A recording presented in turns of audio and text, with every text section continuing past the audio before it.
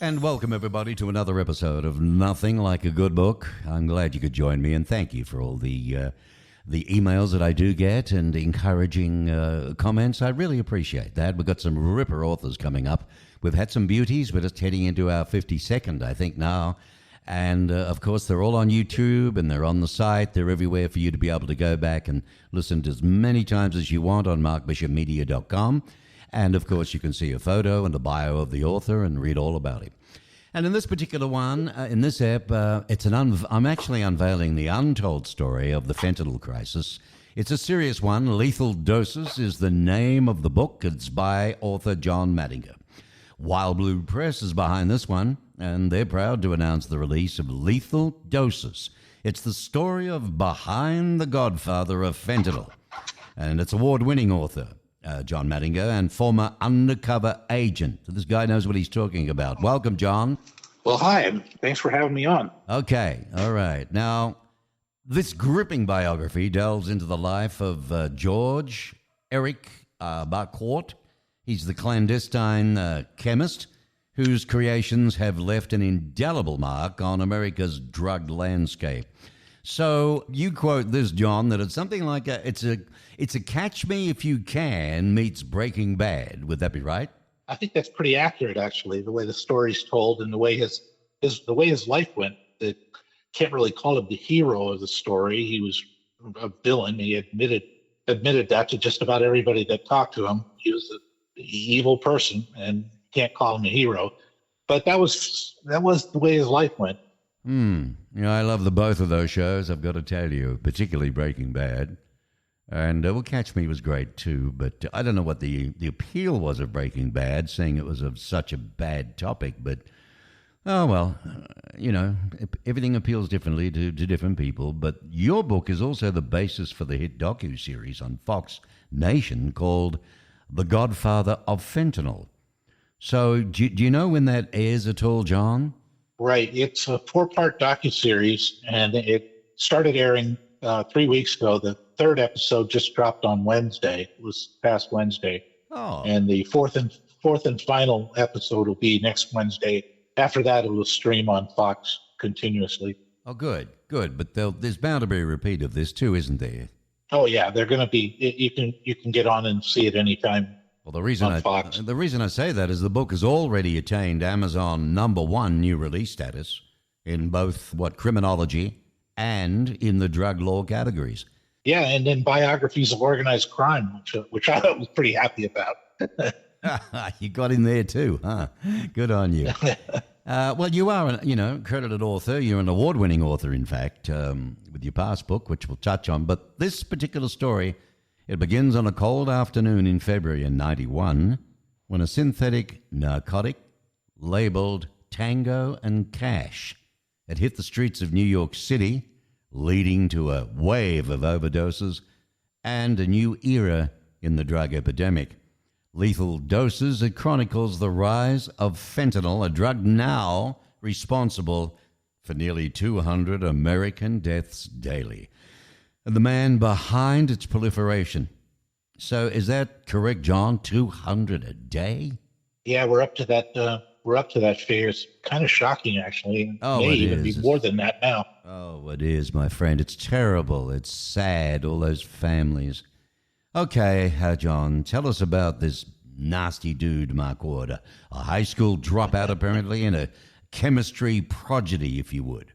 Yes, really interesting guy. And I first met him in 1976 when I was an agent with the Oklahoma Bureau of Narcotics, and he was an informant for us. He was working as an informant. And I stayed in touch with him off and on over the years until he became notorious for causing the first fentanyl outbreak, and went to prison for 25 years after that. So, he was a very interesting character and undoubtedly a genius in his field. He was kicked out of high school as a senior. He was kicked out for chronic truancy, not attending class. Mm-hmm. And on the same day, he won the Wisconsin State Science Fair, which kind of shows the talent that he had, or the ability that he had. far by easily the most intelligent criminal that I ever encountered, and I was a law enforcement officer for 35 years. Easily the smartest in the scientific field. He was very. I want to say most people in the drug business, are motivated by money. The incentive is to make money, and he was more motivated by the science of it. He wanted to be the first, wanted to be the one who created some new drug or modified an existing drug so that it could be produced more easily or cheaply or quickly. And that's what he did with fentanyl. He worked with it until he changed the original process for the drug, which was developed in 1960. Mm-hmm. He was able to modify the formula so that he could put it out in bulk quantity on the street, that's what happened in 1991. The fentanyl that he produced was distributed in New York, and it killed 13 people in the first weekend. Whoa! So pretty deadly stuff. Well, this guy used his talents apparently to produce a range of illegal substances, from LSD to methamphetamine, but at the same token, life-saving AZT for AIDS patients. As you say, a bit of a genius. I can see now the fictional genius of Breaking Bad's Walter White involved here.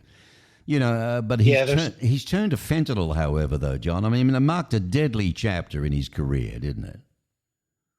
Yeah, and it's funny because he actually, if you watch the series Breaking Bad, you'll remember that Walter White broke bad, turned criminal just after his 50th birthday. Well, Mark Ward broke bad at age 12 when he was making moonshine, bootleg booze, in his family basement.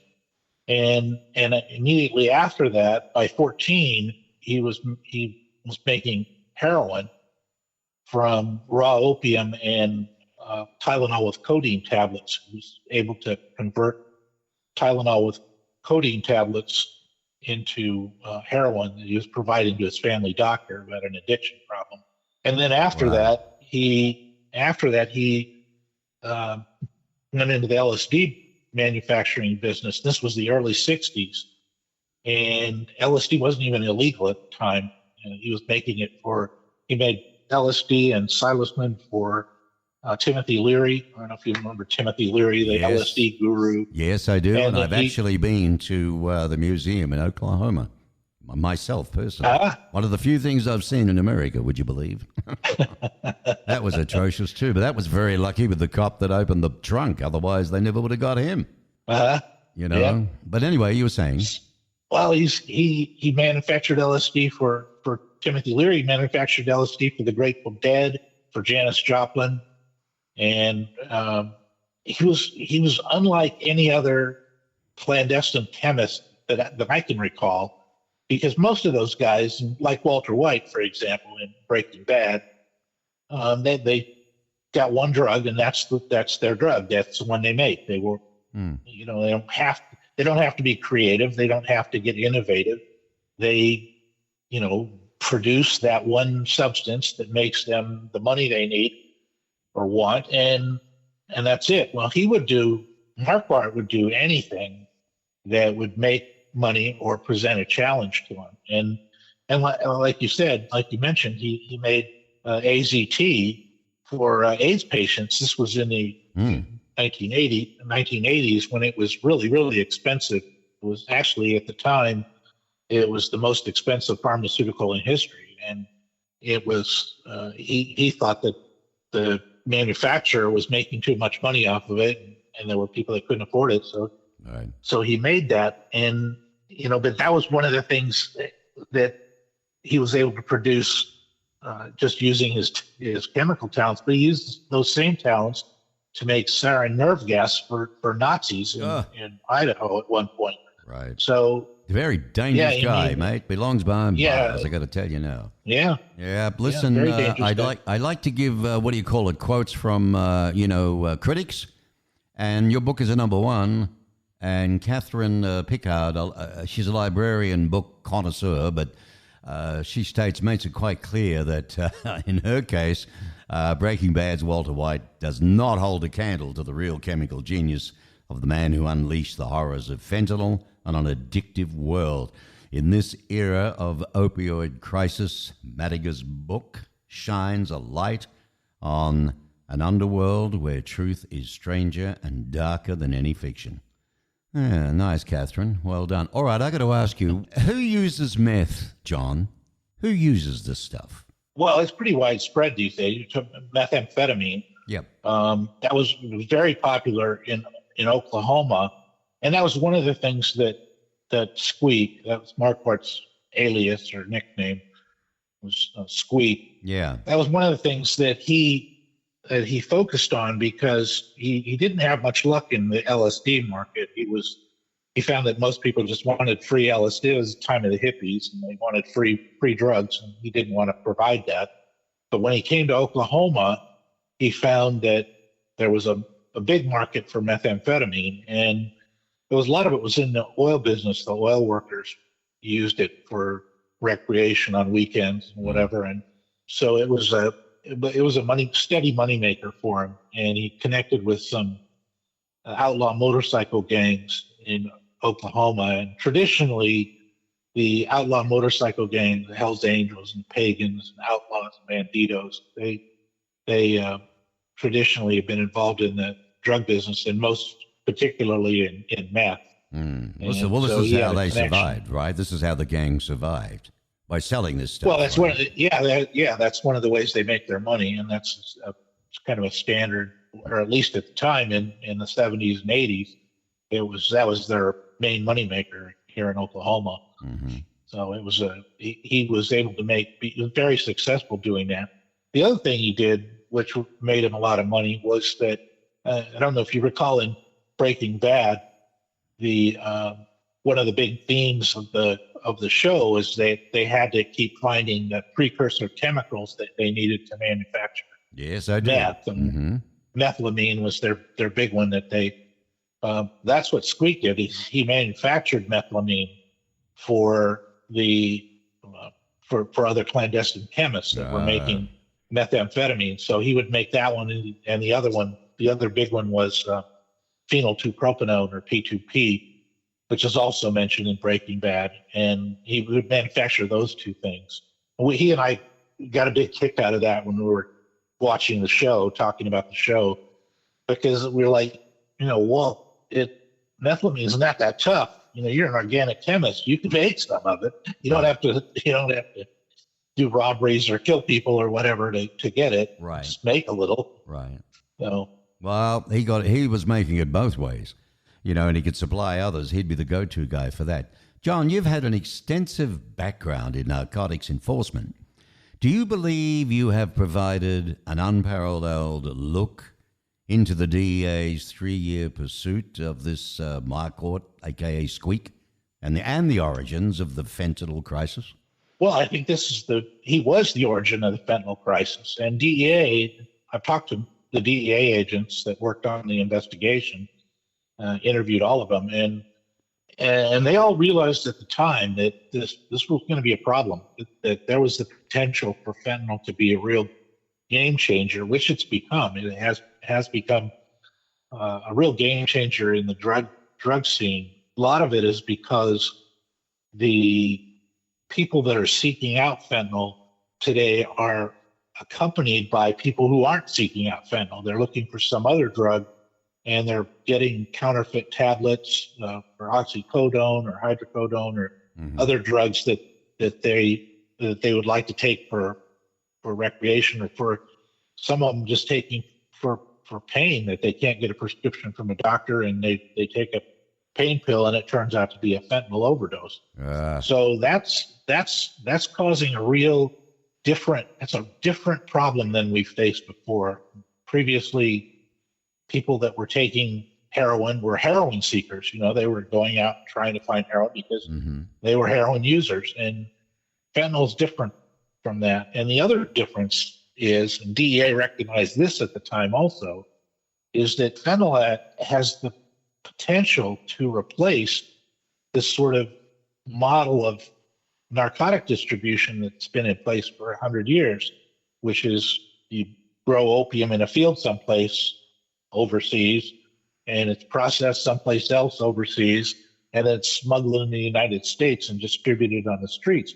Well, fentanyl, you can cut out 2/3 of that process by manufacturing it in the United States or maybe in Mexico, and just put it out on the street. So it has the potential, and it actually is disrupting the entire world narcotics traffic. And DEA recognized that in 1991 and 1992 and 3. Right. They needed to solve this problem. Very, very difficult problem to solve. It took them 2 years to catch Squeak, and he had the only fentanyl lab in the country at the time, maybe the whole world. Right. And now, of course, the problem is vastly bigger and more complex. Well, all these little things coming in that the kids are into and all this stuff coming in from Mexico, but apparently based out of China. Well, what's going on with that, John, in reference to, how's it getting in? I mean, it's not made here, right? No. The domestic manufacturing is pretty much done because of what happened to Squeak. I mean, he was caught. The DEA found his lab in Wichita, Kansas, and put him in prison. And there were a couple other labs after that. But the big difference is that previously the process for manufacturing fentanyl was originally developed to use the drug as a pharmaceutical drug as an anesthetic in surgery. That process was difficult. It required some unusual chemicals. It required some expensive chemicals. It was potentially dangerous. It required a pretty talented chemist to pull it off. But Squeak and other people in the years since then have developed first one, Squeak's process, which is known as the Siegfried method, and two other ones, which made fentanyl a lot easier to make, and you didn't require that talent. And so what's happened currently is that the Chinese in particular, but the Indian-based chemical manufacturing companies can produce like mega quantities of precursor chemicals that are used in the fentanyl manufacturing. And they ship those chemicals to Mexico, where a lot of most of the labs are located in Mexico. Then they convert those precursor chemicals into fentanyl. So there's 25,000 chemical manufacturing companies in China and 80,000 in India. So regulating that or controlling that is really, really, really difficult. Oh, big time. And if it's getting into Mexico, which they're doing, there's a lot of truth. You know, people don't believe it. You know, they think they're all innocent families with lovely kiddies, yada, yada. But at the end of the day, there's a lot of absolute dangerous crap coming over that border, isn't there? Yeah, there is. And it's, while it might be legal for the Chinese and Indian companies to send the precursor chemicals to Mexico, once it's converted to fentanyl in Mexico, it becomes, it's an illegal substance. Right. And it has to be smuggled into the United States from over the border through airports or ports or whatever. And very, very, very difficult problem to solve. And it's complicated by the fact that fentanyl is 50 to 100 times more powerful than morphine. So it represents a lot smaller quantity that you have to make to get it out through smuggling in or to get it out on the street. So it's much harder. It's really very difficult problem to solve. I don't know how to solve, to be honest with you. Well, this is Nothing Like a Good Book, and I'm talking with John Madinger. He's an award-winning author, and his latest book called Lethal Doses, #1 on Amazon. You can get it on Amazon, but it's in all sorts of categories, #1. And there were hundreds of hours of interviews that paint a vivid portrait of a uniquely dangerous individual and the ongoing battle against this potent drug. The book is already generating a buzz, a must-read for those interested in true crime, drug law, and the dark underbelly of the narcotics trade.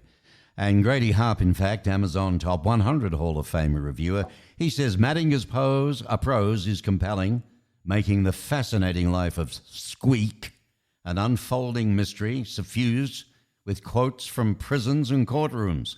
Lethal Doses is said to be one of the finest books of the year. Successful on many levels. Very highly recommended. There you go. Here's a gift coming up for somebody. You know, how did you come to know George Marquette? Because you were not on his case, were you? No, I didn't work the fentanyl case. I was working in Hawaii at that time, and I'd lost contact with him after 1978. Like, I first met him when I was introduced to him. I was going to be an undercover agent for a project in Oklahoma when I was working for the Oklahoma Bureau of Narcotics. Mm-hmm. And he was an informant, and he was supposed to be teaching me the clandestine chemistry business. He was supposed to be teaching me how to recognize the clandestine chemists and how to understand what those people were doing. At the time, it was mostly meth, and that was our focus. But he was sort of my instructor, and then he disappeared on us, took off, and we figured he was in a lab somewhere making methamphetamine, which he was. And eventually he turned up. He went out to the West Coast and was making drugs out there and shipping them back to Oklahoma.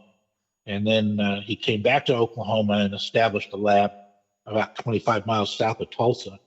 And we arrested him in January of 1978 and put him in prison he got a 10-year sentence for that.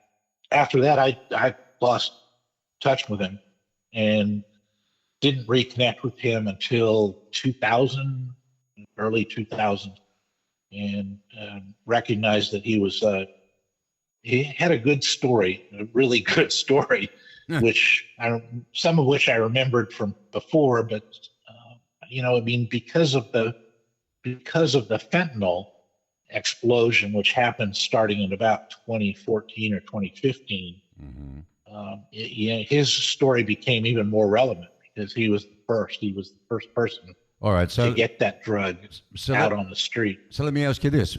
Was that the inspiration for this book? Well, he and I originally talked about, because I was already writing. I was still employed, still working in law enforcement, but I'd written a couple of novels and a couple of textbooks, and I thought, this guy's got a great story. Plus, he was just a really likable guy. You just had to remember that he kills people, and he didn't really bother him. He didn't have a conscience. He would flat out admit, I don't have a conscience, which I suppose is a psychopath, right? Unbelievable. The definition. Yeah.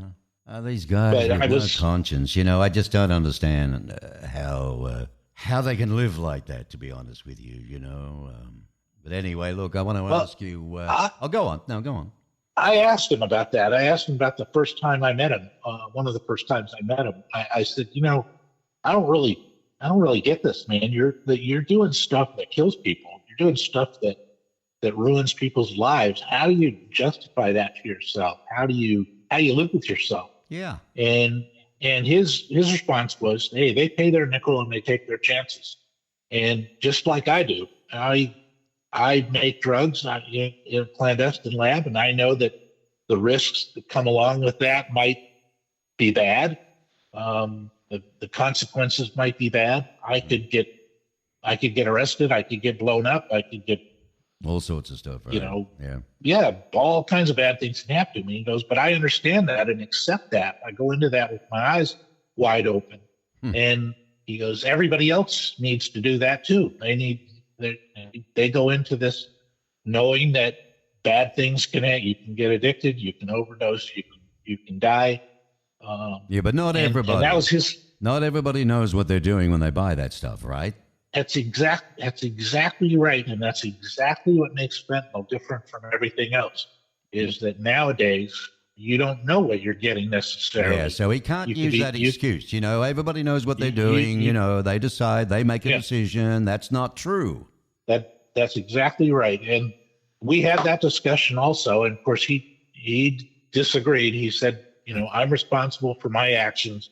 They need to be responsible for their actions. Well, listen, But John. that's what makes fentanyl different. Yeah, that's what makes it so darn dangerous, and I wonder how the heck we're going to stop this fentanyl. But look, in the last couple of seconds we've got left here, I want to ask you this. What is different in the Fox Nation series than you think that's in the book? Oh, well, the book is basically in three parts. And the first part is the catch me if you can part. Nobody's getting hurt too badly. He's a thief and a con man and a drug trafficker, but he's not a killer yet. And the second part of the story is darker, and it goes to the fentanyl issue, and he becomes a killer. And the third part of the story is how DEA gets him. And I think that the Fox Nation program does a pretty good job with most of it, but it doesn't tell the full story of him. They don't have enough time to tell the full story, which I think the book does. And I think it's a good history of the drug business. Got some really good stories, even some funny stories in there about him. Mm-hmm.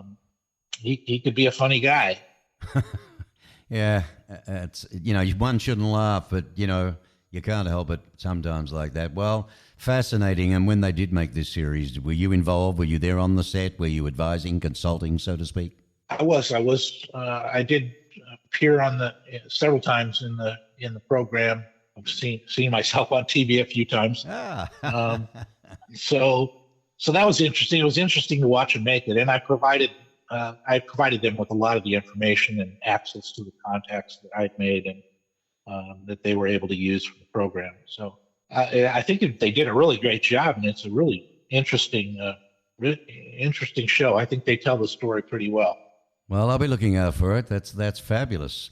The book, of course, ladies and gentlemen, because time has come again, closing of the curtain, Lethal Doses, the story behind the Godfather of Fentanyl. You may not have known a lot of things, but you're going to find out in this book by award-winning author of Going Under. Do you remember that one? Going Under. Anyway, it's number one on Amazon and other related areas, which is fantastic. If you're into criminology, drug law categories, somebody maybe loves that sort of stuff, this would make a fabulous gift. Easy to buy. Just go on Amazon.com. And by the way, you can go to John's site. John, can people buy directly from your site? No, I send them to Amazon or to Wild Blue Press, the publisher. But okay, because some do that. A lot of the authors that I do interview like to, sell direct. But in this case, though, to be able to read about you and other things on the site, HTTPS, of course, or just www.johnmadinger.com. JOHNMADINGER. JohnMadinger.com. Fabulous stuff. Lovely speaking with you. I wish you all the best in the world with this. You never know where it could end up, my friend. Well, thank you very much. Thanks for having me on. I really appreciate it. You've got it. Thank you. John Madinger, ladies and gentlemen. John Madinger with Lethal Doses on Nothing Like a Good Book.